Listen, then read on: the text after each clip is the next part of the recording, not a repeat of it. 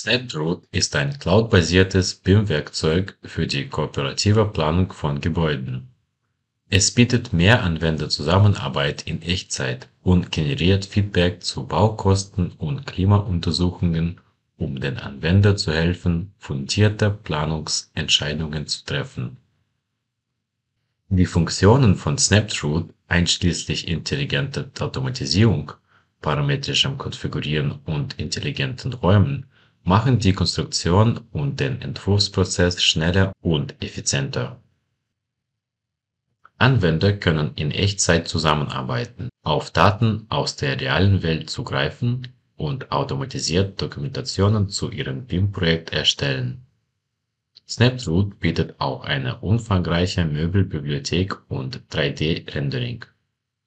Schließlich kann das Snapdragon erstellte 3D-Modell im RVD-Format von Revit gespeichert werden.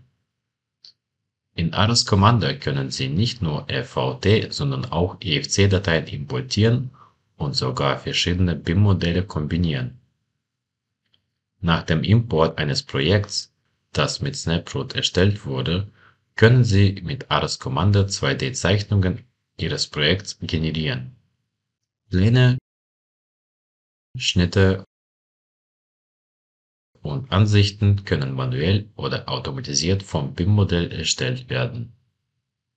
Für die Veröffentlichung Ihrer Zeichnungen können Sie in Ares Commander Blätter mit mehreren Ansichtsfenstern in verschiedenen Maßstäben konfigurieren, sowie Ihr Projekt mit Hilfe weiterer CAD-Funktionen mit Bemaßungen und Beschriftungen dokumentieren und mit zusätzlichen Konstruktionsdetails versehen.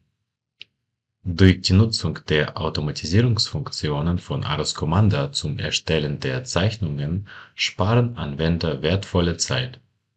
Zu diesen Funktionen gehören auch eine automatische Bemaßung sowie das Einfügen von Labels für BIM-Elemente wie zum Beispiel Wände, Türen, Fenster und Räume.